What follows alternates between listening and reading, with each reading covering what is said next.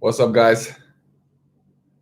So, I wish you good evening, US, good morning, Asia, Australia, and I think Europe is sleeping. But, anyways, yeah, I just put a hoodie because I want to talk about this match states and the mindset of the fighter. So it's like Rocky Balboa thing. So this is just wanted to start like this. But yeah, I think it's very interesting topic. I would like to touch on that today, discuss different different aspects of being nervous before, during the matches, and what is the right approach. So I would really be happy to see some of you engage also, and it will be nice to see your experiences also. I will try to talk about certain situations I had and some matches that I think it can bring some values to you. I'm sorry today it's a little bit later live than usual. I tried to make it, uh, what is that, like 9 p.m.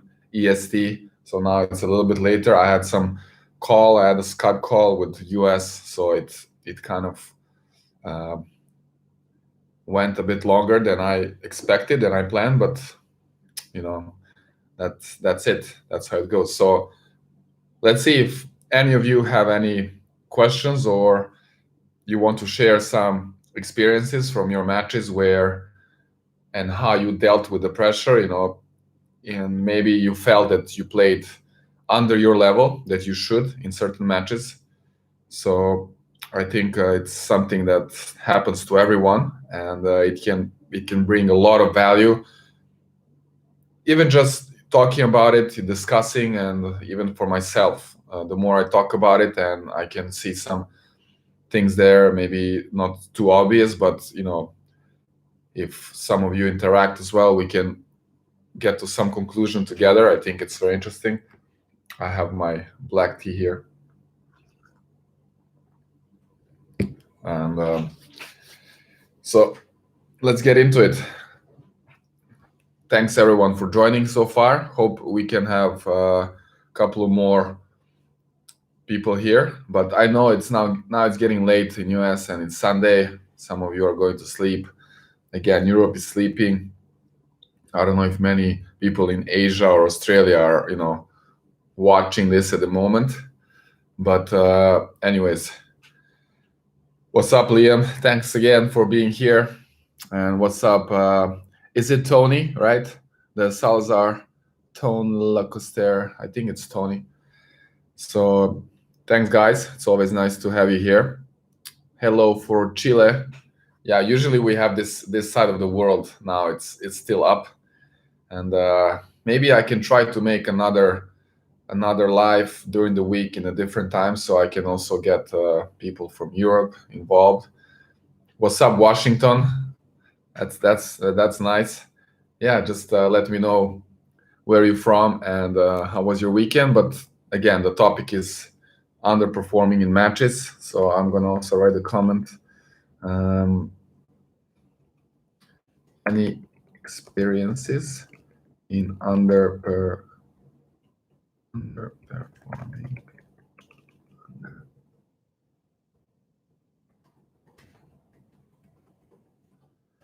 Okay, so underperforming looks like it's spelled wrong, but it's okay. 1 second. I just want to get this comment there under.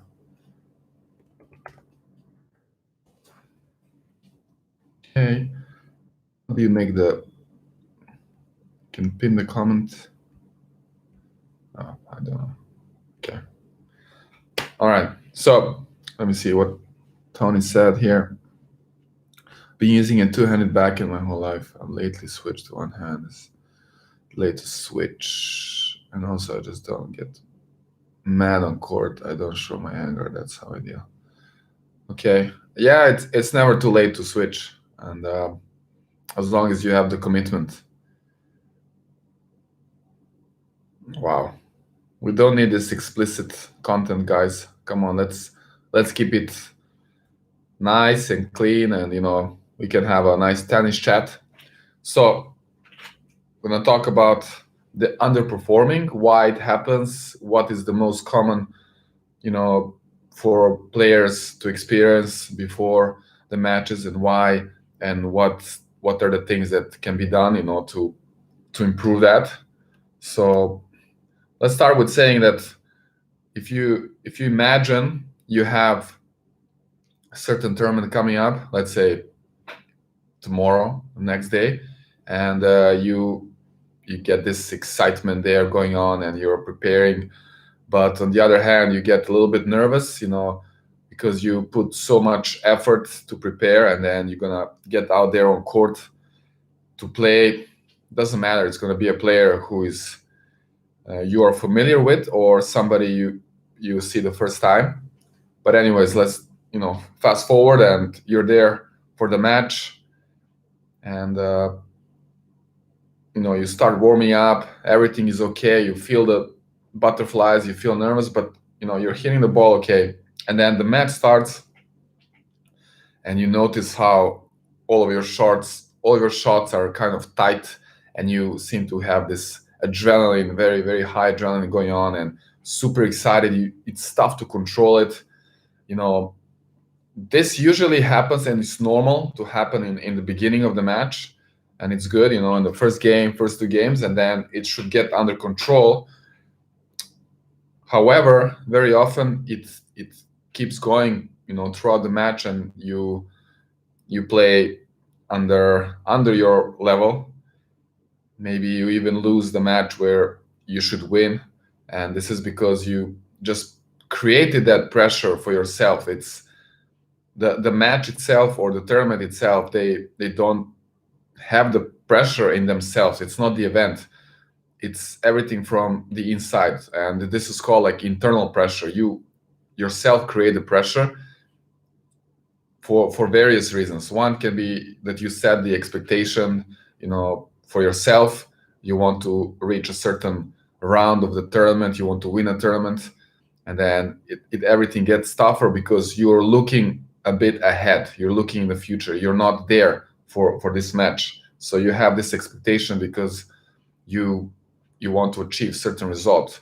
Whereas you should just focus on not just that match itself, but on that shot, the very next shot, and then the point. Of course, this is kind of very obvious that everybody gives this advice: be present in the moment, play point by point.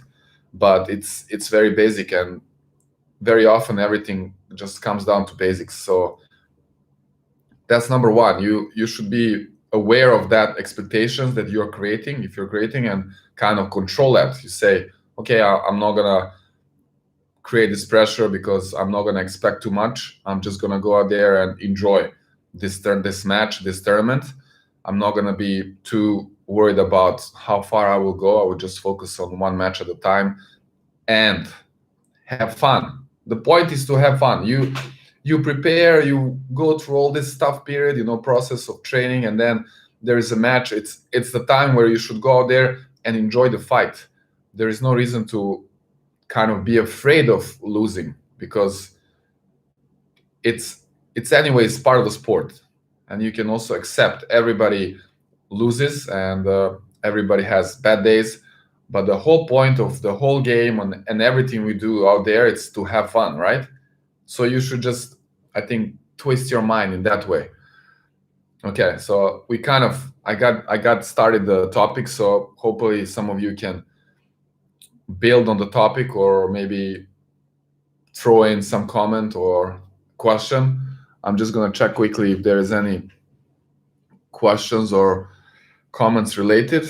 Okay, here, Henry Park. Usually during tournaments, I mentally get zoned in, so usually overperform during matches. It's usually in practice where I underperform. That's very interesting. That's much better situation to be in, Henry.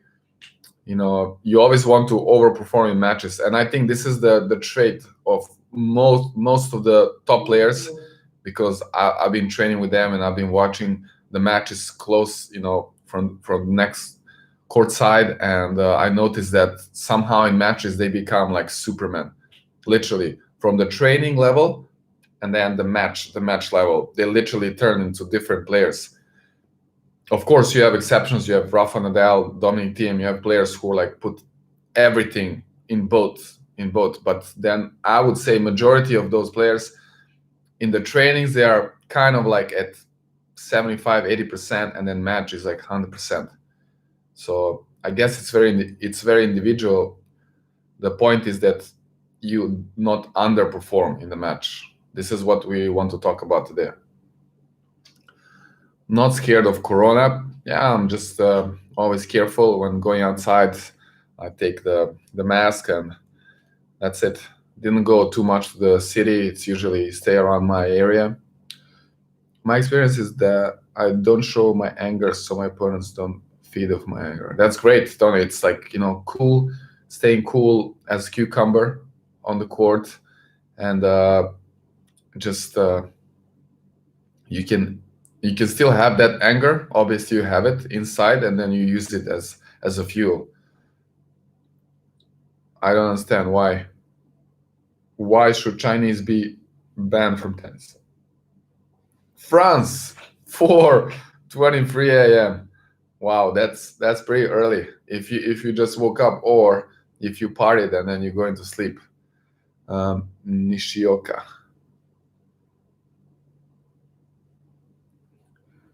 Okay, don't follow this. Sup, friends.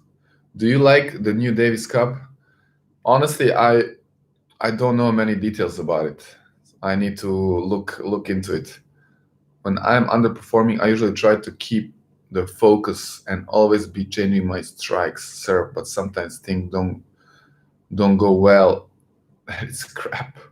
Fernando, you try to keep the focus and changing my strokes, serves. Yeah, I know it's tough because it's not working. You're making mistakes. You're feeling pressure, and then somehow you tend to like change things. So you look for the ways to, how do you say it, um, change the outcome of the shots, and then you think more about technique, which is never good. So I would always say you don't think too much about the shots. What you can think, it's footwork, movement. If you feel tight and nervous, the very first thing you should do and that you can control is your movement. So you can always tell yourself, okay, let's make every time perfect split step with the perfect timing, and let's always stay in a balance, in a control the body, and make all those small steps and be super fast. And this is something maybe it can distract your mind from the whole occasion, match, whatever is the situation. I think that's a great way to approach. Indian Wells just got canceled today. Wow, that's not good. Inevitable that you play some Ivy below your best during matches. Yes, that's true. When you play players who are maybe on a lower level, it's not so easy to keep your highest performance. But and this is happening even with the top players. You can notice very often these guys, they just go through the match, almost like going through the motion, just getting one break or in a set and just getting the job done. And only when they're pushed, they can kind of reach that, like the highest level. It's a joke. They cancel in the emotes. UFC is good examples of that. Bruce Lee. What do you mean, Bruce Lee? UFC, Ultimate Fighting, good example of the underperforming. When I hit my forehand, I feel it is shaky. I feel I'm not hitting it in the middle. Any tips? Maybe I'm not watching the ball come into my racket. I guess you're hitting with the frames. You want to look at your footwork movement and how you approach the ball. What I would also suggest, it can help if you try to stay a bit lower, so you can see the contact point a little bit better. You can see the height of the ball better, right? Let's say if I'm hitting the ball here, and if my contact is a little bit here, I can definitely see it better. So this is more applicable for the volleys. This is one of the advice I always give, like hit at the eye level. So you want to make your eye level close to the contact point on the volleys. So I think on the ground strokes it can be applied a little bit in terms of staying a bit lower. I think you will get cleaner contact points. I hope that helps. You can try it. Julian, did you see the news about Indian Wells? It's canceled. Yeah, I've seen other people say. I didn't. It's kind of like it's not morning, but as I said, I had this long Skype call. I still didn't get into like checking the news. Coronavirus isn't even bad, man. It's really that bad. Play behind closed doors. Are you still in China? Yes. Yes, I'm in Shanghai. I feel like when I feel pressured, Liam, I focus too much on technique and get tense, affecting the shot. I can't focus, I guess. Pressure, I focus too much on technique, again, tense, affecting the shot. Exactly. Yeah, this is what I talked about. Focus on strategy and tactics. You cannot focus on strategy and tactics. So I said you should focus on the footwork, your movement, and usually what works for me is that I just choose the most simple tactics or like strategy, which is go for the predictable shots. Don't invent shots. Don't change directions too much. Simply, follow the directions of the ball. If they play from the cross court, most of the time you kind of just follow the direction cross or the middle of the court.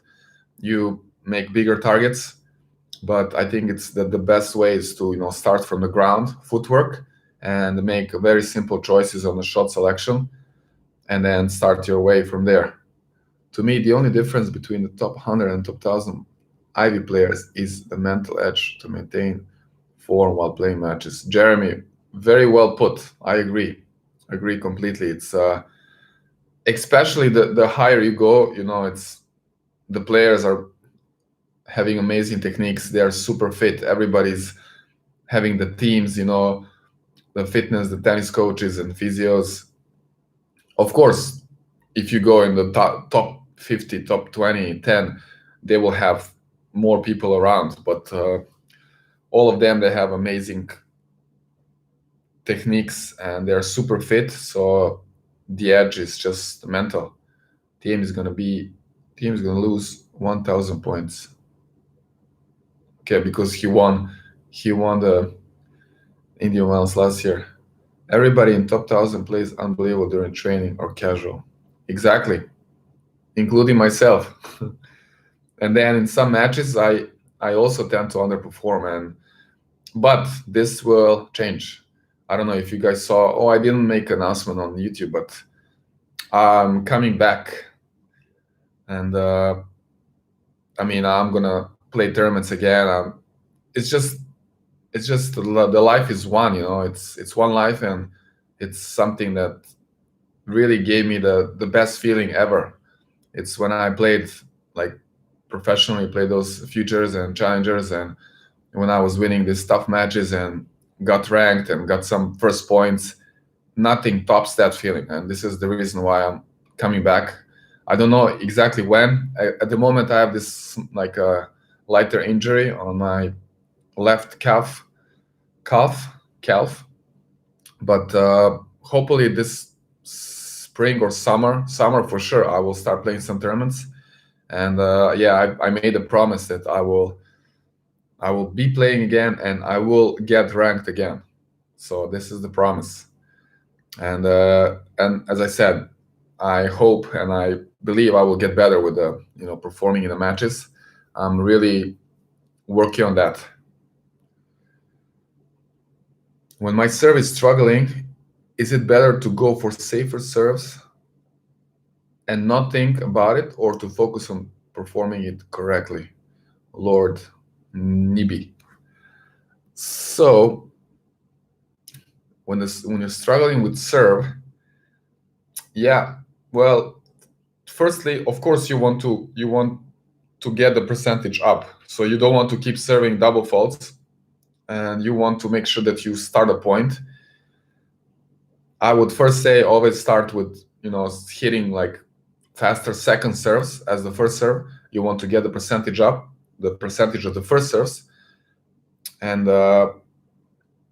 definitely you don't want to think about what you're doing, how you're performing in the match. You don't want to think about technique. You can just make a decision on what kind of serve you hit. Like, it's gonna be more rotation, more flat directions. It's gonna be more in the body, like placements. So I would say just like maybe take off some pace and work your percentage up. See, look at Milan. Kids been living in Corona virus infected areas for ages, and he still plays tennis. Exactly.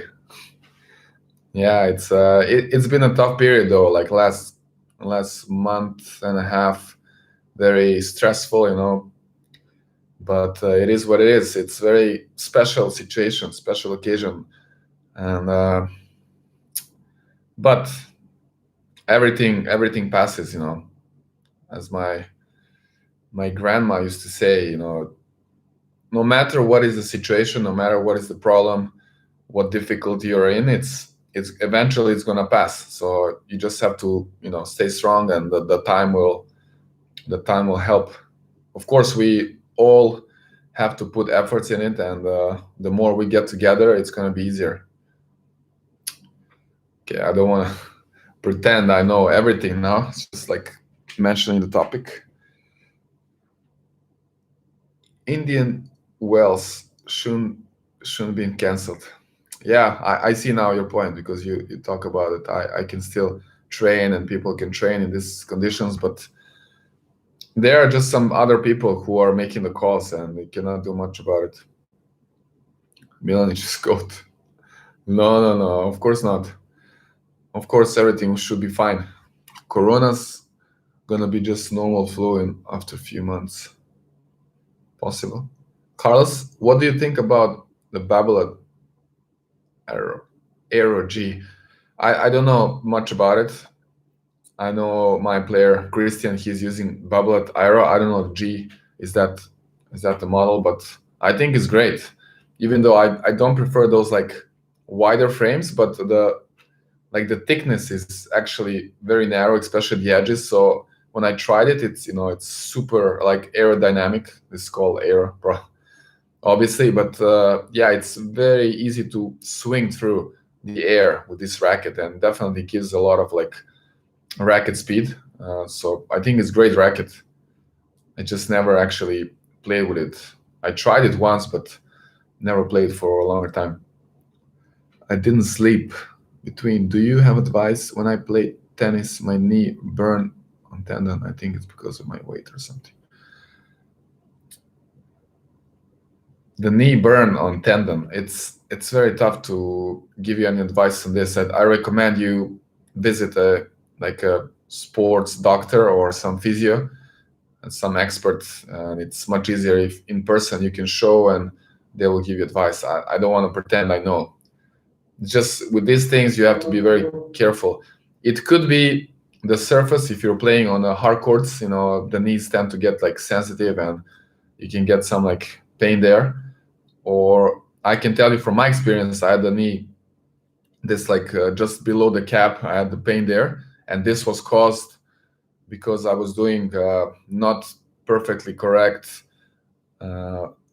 squats. When you do squats, or even just walking on the stairs, I was pushing my knees a bit too far forward instead of putting your staying back. And like if you're doing squat, you need to put your butt back instead of pushing the knees forward. You want to kind of align the knees with your toes when you're doing a squat, not going further in front.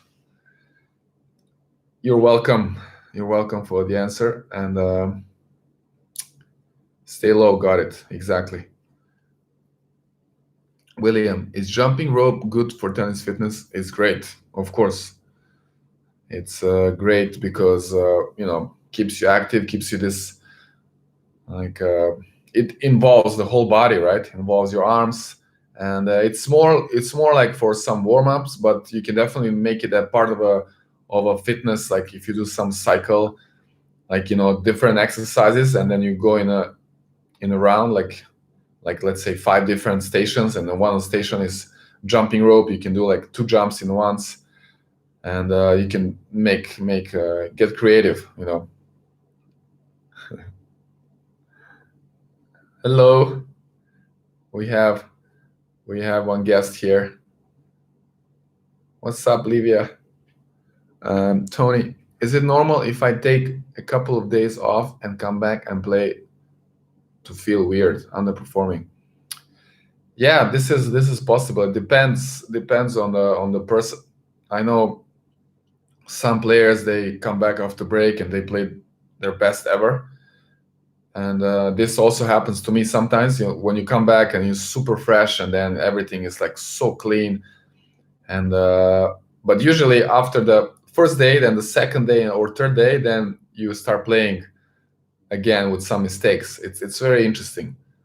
But coming back and then underperforming, it's also normal, especially if the break was a bit longer.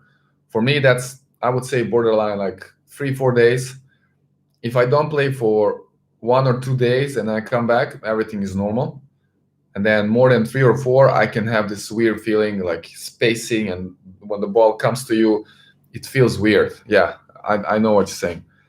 How to perform well in match play against that one guy you always play kind of against, like bad. Okay.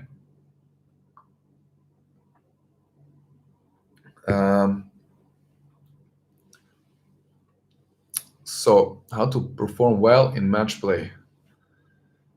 If you, I guess you're saying, like, when you, like, I would say in general answer to this kind of question is that you should not be worried about who is on the other side. Everything always starts from you. So you're focused on your side of the court, your game, and you control what you can control. Again, it's footwork and having some basic strategy, tactics, keeping it simple, and keeping your emotions, under control. Try not to react after mistakes, like some basics like this. Okay, which tournament can you play as unranked? ITF. ITF, Jeremy, you mean like juniors ITF? Because they also call this ITF the futures. They call it ITF Pro Circuit. So I'm not sure, but there are some tournaments maybe in different locations. The draws are not full, like qualifying draws. You can enter. And my player Christian, he's playing now ITFs, and he doesn't have a ranking. He's traveling to different places now. He went to Thailand, Bangkok. He entered the qualifying draw, and he is not ranked. So you just need to find the tournaments where the draws are not full, because I probably think Europe or places like this, there will be a full draw, and then it's very tough to enter. You can maybe, I don't know if they give wild cards for ITFs. I know for the futures you can get a wild card also. Liam, I tell myself that the opponent is feeling more pressure than me, and I use it as a strength. That's a very interesting way to think about it and to see things from different perspective. Very good advice from Liam, guys. And how do you maintain focus when opponent serve is weak? Jack. I think I can understand the question. You just have to adjust your return, the timing of the swing, and definitely position, right? On the weak serve, you want to step in the court and you want to use it. It should be your advantage. It should not make things tougher for you. It should make it easier, right? If you approach it from that side, like, you want to take advantage, so just get aggressive on that serve. On the other hand, you don't want to rush it. You don't want to like make some unforced errors, so you can start a bit easier. Try to work on that swing, the take back. You have more time. You can go with almost like a regular swing for the ground strokes, because serve is not fast.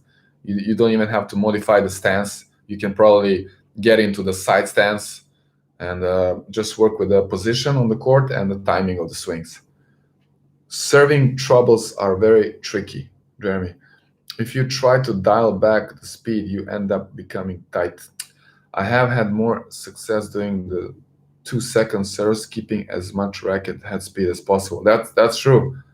I agree. This is what I said. I would suggest go for the fast second serve. So you go for your regular second serve and kind of add a little bit more racket speed there. That works well. Definitely, you don't want to uh, like decrease the speed of your swing on the serve, because it's never good. The serve will not become safer. As you said, you just end up becoming tight, and the serve is not so effective. Liam. Liam wants to talk in Serbian. Brate, može, ali onda drugi neće razumeti. I'm just telling Liam that if he talks in Serbian, then it's not fair for the other guys. So we should keep it internationally here, at least for this chat. Bruce Lee. I was saying how, okay, UFC is a 1v1 sport. 1v1. It's tough to pronounce. And you can see how the fighters are super focused or in the zone. True. Yeah, I'm a big fan of learning from other sports. I think it's great. Hopefully, I won't have serving troubles at tryouts tomorrow, but I will use your advice. Yeah, I'm sure you will not have troubles, and you should always just think in that way. Just think positively, and you can actually visualize yourself already now that you see yourself how you're doing great there and serving like your best serves, and literally just live it and repeat it like in yourself and imagine it more and more, and just become. Then this visualization becomes reality. And this is like amazing. Like I did this with some events before. When the first time I was hitting partner, I tried to visualize everything, and it really helped so much. I'm serious. Where did you come up with the name TENFITMEN? Yeah, it is from 3 words, right? It's tennis, fitness, and mental strength. So first 3 letters of each word. Thanks for the answer. You're welcome. Thanks, William. Hi, William. Hi, Milan. Do you have any advice for finding earlier rhythm if the warm-up hit doesn't go too well? Shaking forehand. Edgar. Thanks, Edgar, for the question. It's a very interesting, like very specific question. I like it. It's again, you cannot really control it. You cannot control whether you're gonna hit the frame in the match or not, because you don't control those balls that are coming to you, right? So the player might hit totally different shots. You're not used to it, so it might take some time to adjust your swing and position. But again, start with your feet. This is what you control the most, Edgar. You push yourself to move more, like make more steps. The more steps you make, the small ones, like right before hit the ball, I think it's the greater chance you're gonna hit a cleaner shot. And again, if you stay a bit lower, like you try to get to that eye level contact point, you cannot do it literally, but in general, you stay lower, like better footwork, I think you're gonna get cleaner shots. Does your level of play also depend on who you're playing? Yeah, I'm sure it does, but it shouldn't. But for most of the players, it does, because different player, different styles fit or don't fit your game, and also depends if you have some, like, in terms of respecting others. If there is like a high rank player, or it's different. It's all, in the end, it's all just a mind game. It's all how you approach the match. All the players. I find that I start really slow despite a moderate warm-up. The answer to your question, Rob, is right in your comment. If you have a moderate warm-up and you start slow, why you don't try to have super intense and a bit longer warm-up? I think this is the same situation with myself, and I noticed that very often, like, I start the matches a little bit slow, and then as I play better as the match go on. So this should mean that I should have a longer warm up and try to get better rhythm in the warm up, or like get super sweaty, and then you start working. The engine is like on the highest. Jeremy again, what would you think of some ATP rule changes? John McKenna has just asked if you like players call their own line calls. Is this a joke? No on-court warm-up, no injury timeouts. Jeremy, it's always interesting to, challenge the status quo or like change it. Definitely, this players calling their own calls not possible. It's never gonna work.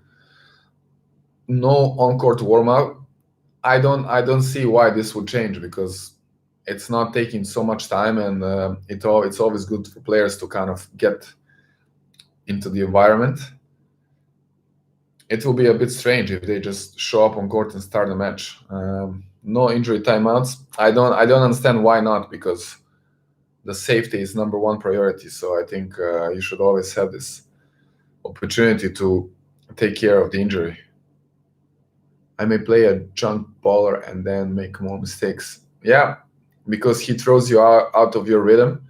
You should not allow that. You should, again, focus on your side and make adjustment. This is the quality of a good player, is being able to adjust and adapt to different situations. So if you play moon baller, you adjust your game, adjust your positioning on the court.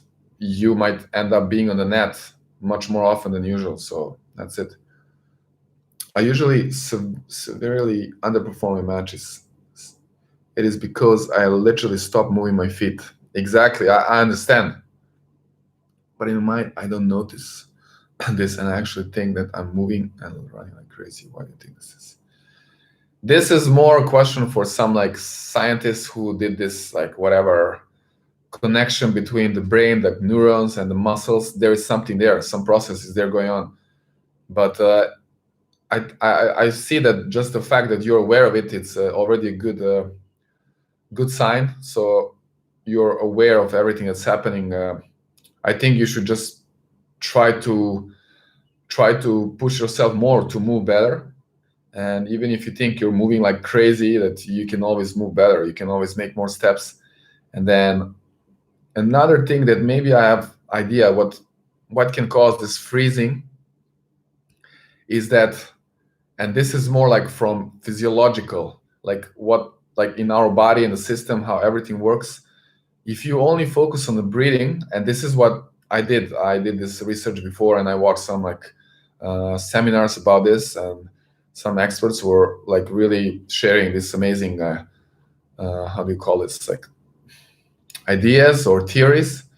So if you focus on your breathing and make it consistent, like purposely, right? You focus on your breath, how you're breathing, and the only point is to make it consistent in terms of the same time, like the same number of seconds that inhale and then exhale.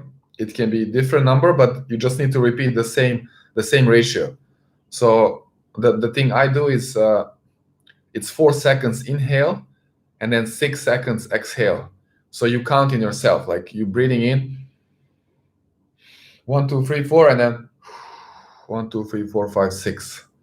Very simple, like thing you can do. But what this does is that it makes your heart rate, and it makes it more consistent. There is this scientific proof behind all this.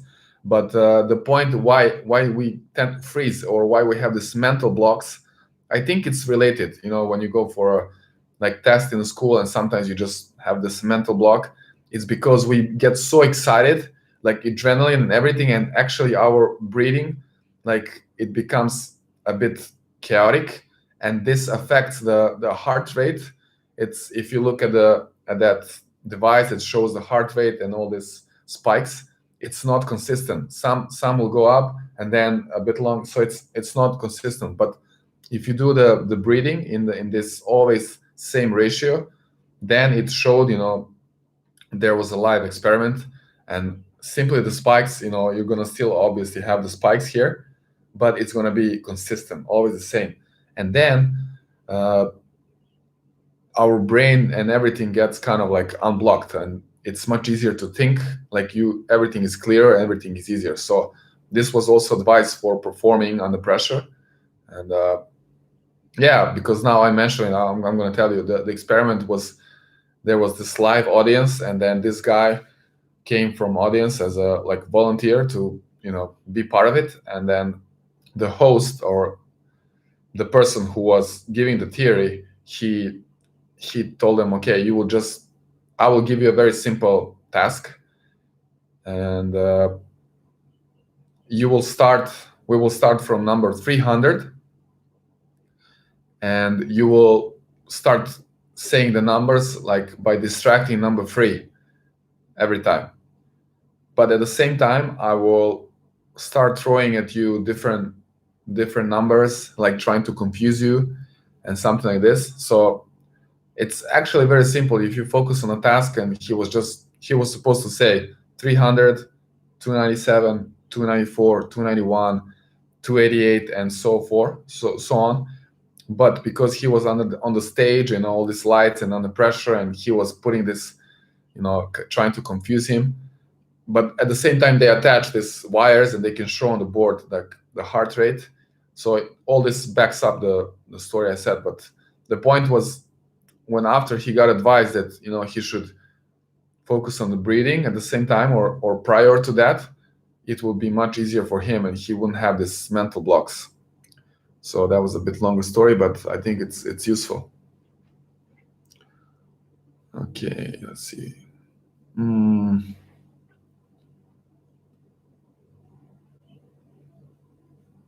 Just need to see where we stopped. Okay. Would you consider this underperforming, or do I need to make a tactical change? Okay. Yeah, I think I answered to Henry about this, playing a different player. You just have to adjust.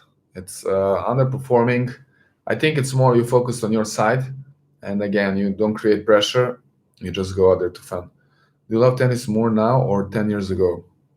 Good question. I think it's about the same. 10 years ago, what was that? 2011, 2010. I just came back from college and I started playing futures again. So I was definitely in it also.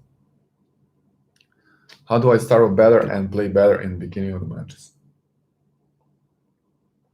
Sydney, thanks for question. I think the number one thing you can do is focus on your warm-up, right? You can make sure that you're super prepared, super ready, like all sweaty and everything, like all the muscles are completely like prepared, warmed up, and mentally you're also in the zone. And this you can do, it's different ways. Some players like to, I don't know, even read something or listen to music. I like to put headphones on and get some songs that kind of put me in the zone. And yeah, I think it's about preparation. You know, to start the match, you need to find a routine that works best for you, so you can try different things, and then you will see what it's fitting for your personality and your game. And you know, you need to accept that, of course, first game, first 2 games, it's normal to have this pre-game jitters. How do you call it? A little bit more nervous, but after that, as you get into it, it gets better. And maybe from the beginning, don't start playing too risky, too aggressive. Keep it very basic, simple choices. Like just stick to basics. Where is James Bond? I don't know. How do you maintain the same level of playing doubles as singles? I find myself get cold at times as my teammate can dictate a lot of points. I understand this very well, and this has also been a problem for me. I cannot stay so like in the game, like, or so like excited. Not excited, just the body. Exactly, like you get cold because very often you will not be all the time active, but you can actually do it. Even if you're not hitting the ball, like you're on the side, you can always be super active with your movement. Just watch the the best players, the best doubles players in the world. You can go on YouTube and like type in any of the players and just watch the guy who is not hitting the ball. It's like super dynamic, super active. So I believe that they're all the time in the point, and they're like, even if they're not hitting the ball, they're playing. So I think this is the right way. I should also get better with that. High fives after every point. You're welcome. You're welcome, Edgar. Harry, is leg strength or core strength more important for amateur player? Or never looked at it that way. I would say equally. Like I would say it's important both ways. Like core is super important for all the shots and kind of prevent any injuries. Like not just the front, like abdominal, but also back, like lower back. You gotta work on that. Leg strength, definitely. I would also argue that flexibility is very important. So you need to work on that. Stretching. Quality content is always, man. Sadly, I'm off though for your next match. Thanks, and when you'll be next recording, uploading match. Thanks so much. The next official match, I still don't know, but definitely will keep you updated. You're welcome, Rob. Is it doable to change from a one-hand backhand to two-hander at the level of 4? It's better to stick with what you have and try to get stronger. Yeah, from one-hander to two-hander, I never had this situation. I tried to change from two hands to one hand. It did feel very good, very natural until I actually started playing some points. It was like very like bad feeling. But I don't see why not. Like it's always good to try different things. You can always go back to a one-hander. It depends what's the reason why you want to change. Do you want to have more control? Definitely the two-hander can give you more control and more chances to return the big serves. So I would always say that you should try. Jeremy, player already warm up long before the on the court warm up, so the theories creates bigger drama. Player already warm up long before the on court warm up, so the theory is it creates for bigger drama. Okay, that's an interesting comment. You can see it in different ways. Don't know exactly what's the point, but yeah, you can explain. Is it possible to improve 2 UTR in 1 year? 2 UTR in 1 year. I don't know exactly what you mean 2 UTR, like the ranking, but definitely you can improve. You can always improve no matter what's your level. Everybody can and should keep improving, right? That's the whole point. Like that's where you get the most joy, when you see yourself improve. I think it's the best feeling.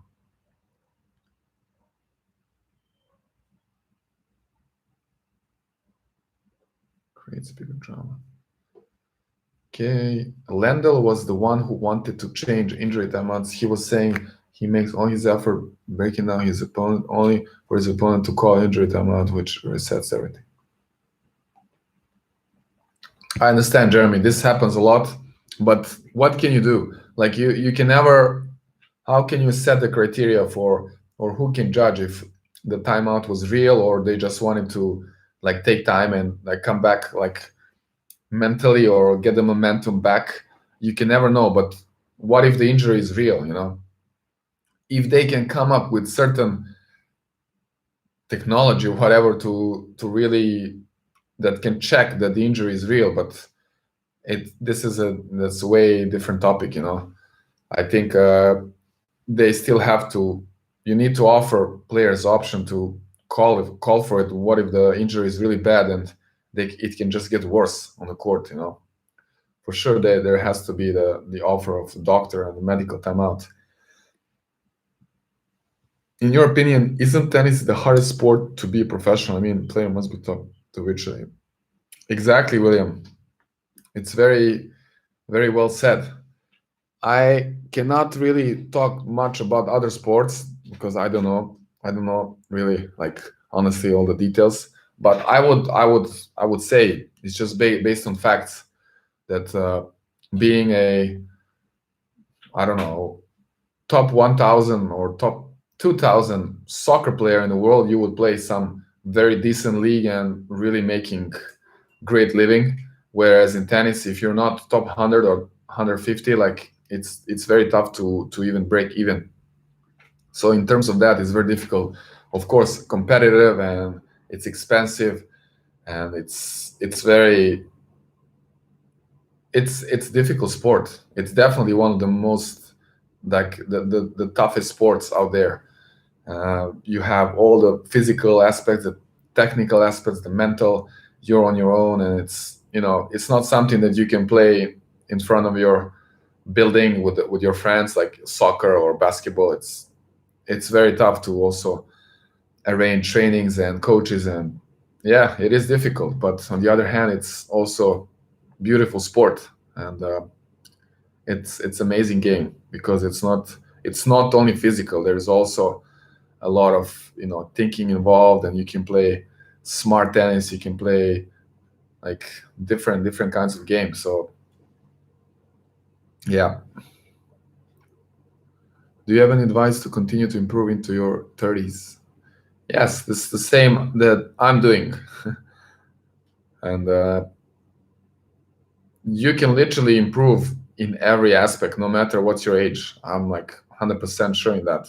You can work on your strokes, on your movement, on your tactical game, on your choices of shots, and how to play against different opponents. You can literally keep improving non-stop, no matter how old are you, no matter how long have you been playing. So Inner Tennis is one of the best books on tennis. Eliza. Inner Tennis. I think maybe is it maybe called like Inner Game of Tennis. I think I have it, but it's like in Serbian, translated in Serbian, so it's a different name. Have you spoken about them canceling the Wells even do that? Yeah, people commented that. I didn't like really talk about it. What can I say? It's very disappointing. It's it's a tough period, and I can understand the organizers. They want to make sure there's no any big incidents, and they want to prevent something bad from happening or like spreading even more. It's also about the reputation. Yeah, it's very tough, like extreme situation, and obviously in extreme situations you will have like some totally new or different reactions that never happened before, because it's the first time happening. So you cannot really judge is it right or wrong, because you don't know. Very interesting. Thanks so much for help. I will focus on my breathing more. Claudia, you're very welcome. I hope it works. No, I'm sure it will work. Just believe in it, and it's definitely gonna work. It helped me as well. Can you suggest just a match warm up and stretch routine? What active stretches do you use? Um, Jeremy, we have some videos on uh, stretching. I think I also did for warm up. So I think one video I did, it was for uh, Peter. Is it Peter Freeman? His name, from Crunch Time Coaching. He asked me for a favor, so I made this video more for this coaching conference he had. But it's also on my channel. I think it's called Breaking Bad. So if you type in Breaking Bad and like stretching and warm ups, something like this, I think I explained there like my routine for warm up and for stretching. So I think that can help. You're welcome, Sydney. How much time do you take to cool down after intense training? Well, I would definitely take 10-15 minutes to stretch, and I think that's okay. Ideally you want to do like easy jog or sit on a bike. This is what I noticed, that most of the pros after matches, they go straight to the gym and they sit on the bike and like just ride a bike like very easy for 10, 15, even 20 minutes sometimes, and then they do stretching, and then I guess it's a massage, something like this. uh, my forehand volley sucks. It keeps flying so high. pen. Well, the advice there would be try to work on your, obviously, the angle of the racket, right? It's open, it's gonna go high, but it also depends where you swing, right? Ideally, at least for the level that maybe here we're talking about, it's not like highest professional level. You want to get more like flat racket at the contact point. You don't need to like open. You don't need to try slice. More flat and more going straight across, almost like on the bookshelf, right? If I have like a bookshelf here, and then the rackets sit on the shelf, and I just like cross the bookshelf and try to extend. I think that should help. Ben, I realize that I overhit in matches, but it is a consistent pattern due to feeling the threat of pressure on the other side. It's limited my point construction and causes unforced errors. Overhit, probably not. Let me try to answer Ben. I realize that overhit in matches, but it's a consistent pattern due to feeling the threat of pressure from the other side. 17 my point. Okay. So because you get nervous and you feel the pressure, you tend to hit harder balls. You maybe feel a bit uncomfortable to get in the point. I understand this. I also felt this way sometimes. Any simple strategies used to get the groove without risking court positioning in the groove. Yeah, you kind of like keep it basic. Then I know the feeling. Like you almost feel uncomfortable to get into longer point for some unknown reason. I know this happens, and maybe you think the opponent it's more solid from the baseline. They can out hit you, but just you need to kind of force yourself literally into the patterns of playing more like predictable shots, such as more cross courts, more like not changing directions. You can go down the line if your opponent ends up hitting down the line and you just hit the ball back down the line. This is called not changing direction. So a little bit more simple way of playing, not inventing any shots. Of course, if you're feeling the ball is opportunity for you to attack, you go for it. But in general, you want to get into a longer point. It's where you can kind of start feeling more comfortable and picking your like bigger spots, like bigger targets, not going for close to the sidelines, something like this. How do you maintain good concentration the whole match? I find myself mentally drifting off times and I'm not thinking clearly. Harry, yes, this is a challenge. I think I've seen this happen even with the pros, the top players in the world, where they have this totally like, ups and downs during the match. They have a set, amazing, and then they just lose a couple of games, unforced errors. It's very tough to keep the focus at the same level. I think what can help is if you look at someone like Rafa Nadal, what he has this a little bit insane and crazy routines or rituals.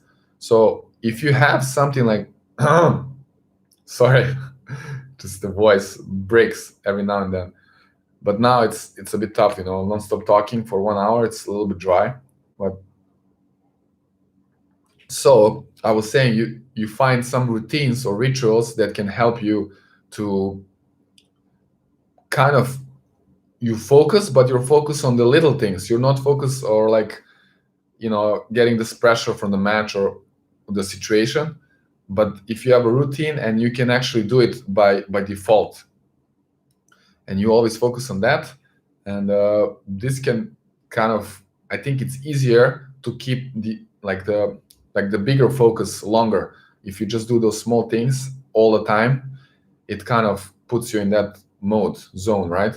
So for example, if you always go get a towel and make, I'm just giving an example, 5 steps between the towel and the baseline or something like this, and then you do it and then you play a good point, then again you do exactly the same, you're gonna kind of almost convince yourself, okay, you're in the same place, in the same zone, you're gonna play a similar way, like in a good way.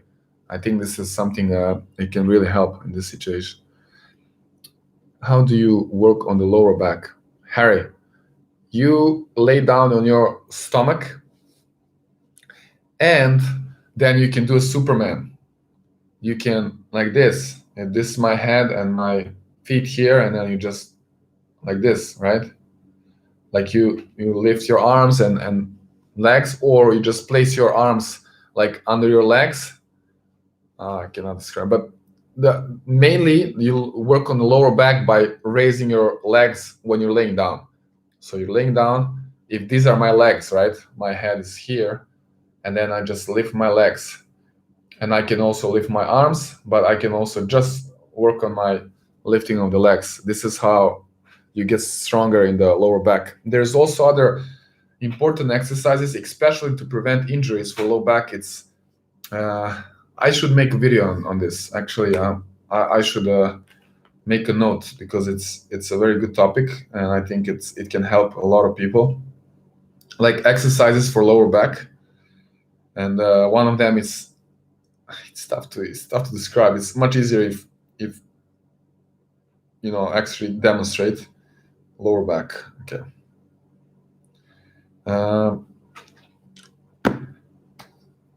If you go down on the ground on your knees and then put your hands also on the ground, so you're like imitating a dog, right? And then you lift one arm and the opposite leg behind, right? So it's kind of like the balance. So you do on both sides, and then the other one is the same position, and then you kind of arch your back. It's tough to describe. I have to make the video about it, so you can maybe see that. Couldn't help my cell phone beeps. I see millions. Okay. Would you rather win doubles with Nole at Masters or singles at a Slam? Wow, that's a nice question. Yeah, I would go with singles, of course. I mean, if I'm playing singles and win a Grand Slam match, that means like I'm already like for top 100, and it's unbelievable. I mean, it would be nice to play with Nole for sure, but winning singles, it's different level. Have you tried to increase swing weight?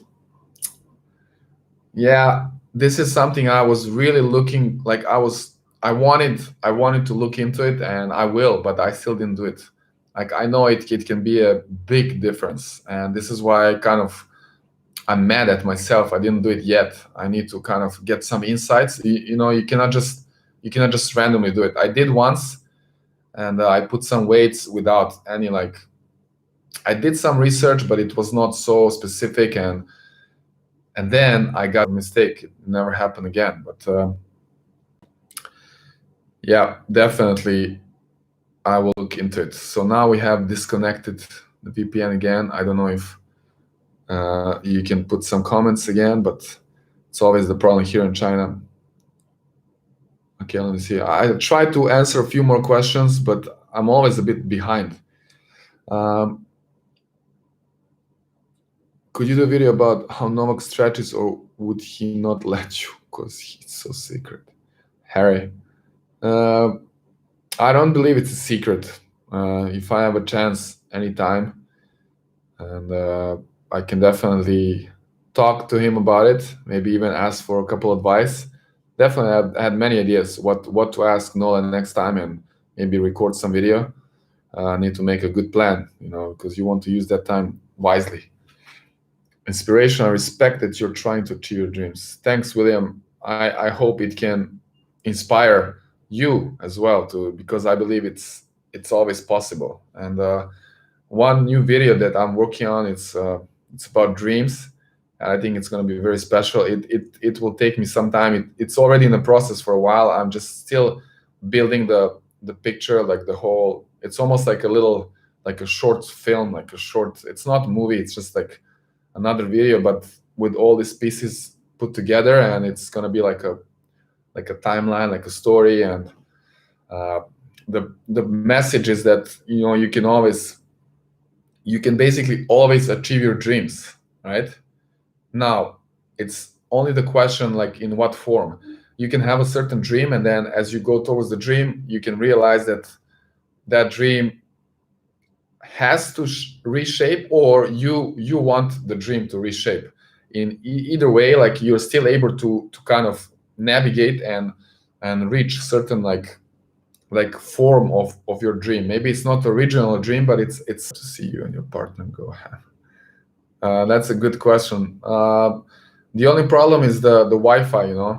Like it's usually cannot have the Wi-Fi on the court unless I find a place. Of course, I was thinking about doing some more like live streams that on the courts. You need to have like but I can definitely look into it. You can even use the regular internet connection. Don't have to have Wi-Fi if it's a good one. So it's a great suggestion.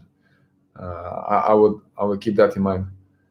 Can I start tennis at 20? You can start tennis at 77. There is no age limit. It just depends what is your goal, what you want to do, why you want to play.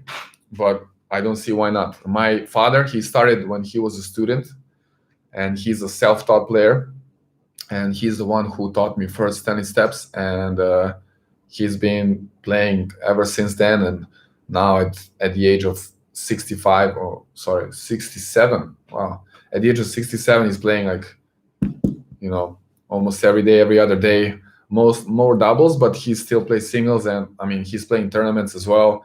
It's super fun. It's unbelievable. So definitely start.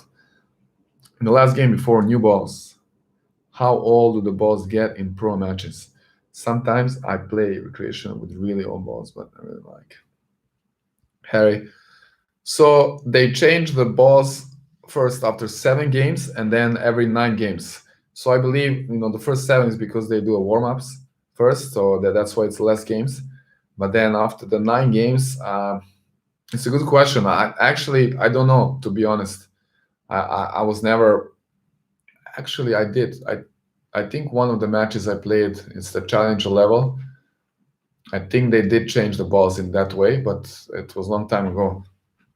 I would assume because of the way players are playing now, and there's a very like heavy hitting and a lot of ground strokes, especially on the slower surfaces, the balls might get like pretty worn out. But I don't think it's as you explained, like that you're playing with old balls. They are still new balls. Unrelated, but do you like to wear compression clothes for performance? Liam, not really. I never did it. The only time I wear this, it's like for when it's cold, and then you put this like underpants that's like with this elastic material. If you mean, I don't know what's compression clothes, but only in the cold weather. I double fault usually once I started winning 2 points in a set. And then I just can't get back my consistency. Wonder if I'm simply tired. I double fault usually once I started winning 2 points in set. Not really clear. I don't understand this part. And then I just can't get back my consistency. So you're saying maybe you start off good, and then maybe you relax too much, and then you just almost like not focused. This is how I understand it. And yeah, the point is to play every point the same way. Like you should not, like the fact that you won 2 points, or like whatever, you started well, like it should not change the level of your focus, concentration. You should play always the same, no matter what's the situation. Yes, Harry, you need that lower back. It's super important. Fernando, I think if we underperform for the whole match, it's gonna be a matter of self-assessment and further training on the aspects that didn't go well. That didn't go well. Yes, I agree. Of course, you always you need to learn from every match, analyze, and see what could be possible reasons for underperformance. And as I mentioned in the beginning, it's for me, in my opinion, it's mostly this internal pressure that we create ourselves. The match itself or the tournament itself, they don't have the pressure. They don't like include the pressure. It's just something that we create. unless of course we can have external pressure or like expectations from others, being friends, parents, coaches, or even media. If like it's been, people were talking about this event or the match, but in in general everything just comes from us, from inside. So I think we can definitely work on that. Bro, I'm great, Manisha. I'm great. A little bit now tired, my throat, and a little bit losing the voice, but it's fine. I think soon need to wrap up the video, guys. But it was once again great experience. I really enjoyed it.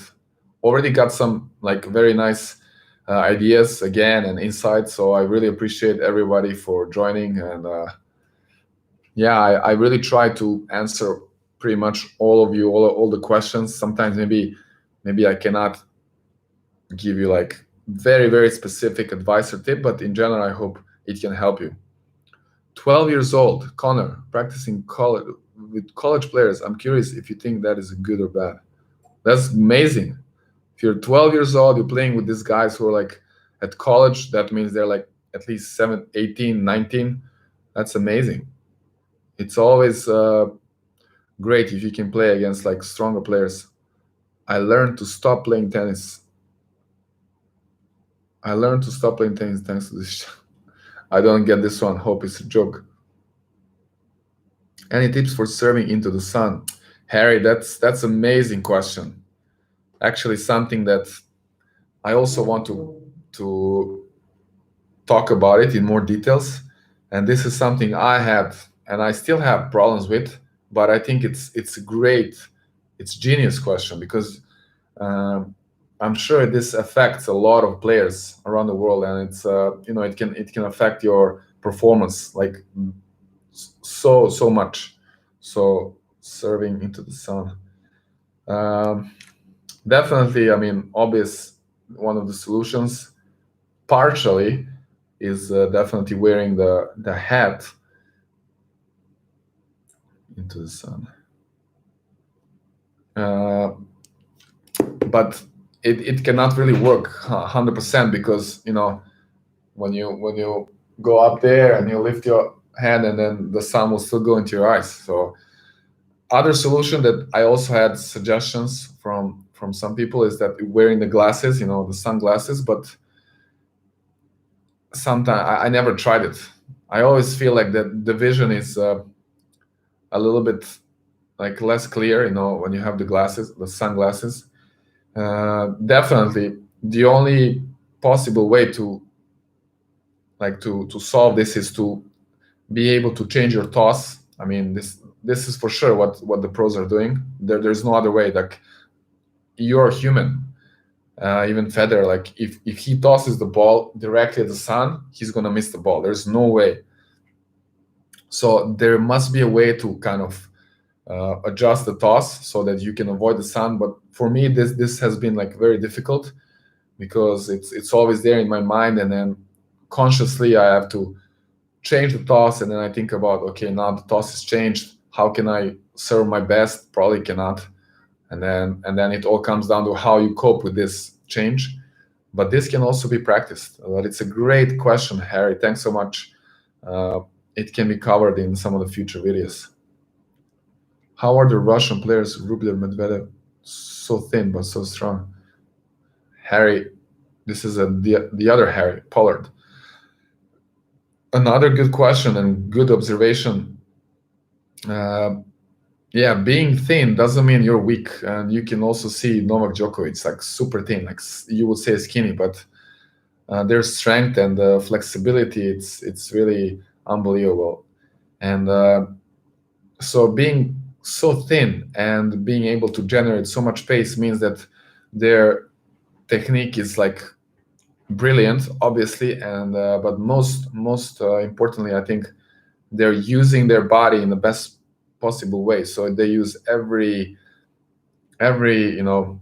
gram or inch or part of their body into each stroke, and the mechanics are perfect. They have the perfect kinetic chain from the ground up. They use the legs, the hips, the turns, and of course the mechanics of the swings. So really for tennis you don't need to be muscular, even though you have Rafa Nadal, especially in the early days where he was like a bodybuilder, but not too many. Most players are kind of like slim, like the muscles are kind of linear, and it's also easier for the movement. Any tips for serving with continental grip? I'm having difficulty keeping the grip. I searched like forehand. Yeah, for the serving with the hammer grip, you can do the exercise where you want to literally hit the ball with the edge of the racket. I think I have the video on this. So you focus on hitting the serve with the edge, and literally you practice that. Of course, you're gonna miss pretty much most of the time. You're gonna miss the ball. And then once you start hitting the ball, at least you might send some balls off the court or whatever. The point is to get comfortable with that direction, or like with the motion where the racket is going with the edge towards the contact. And then after that, when you master that, you're gonna want, so if this is the edge of the racket, I go to hit the ball like this, right? Like this. And then after that, the next stage will be to make the pronation at the last moment.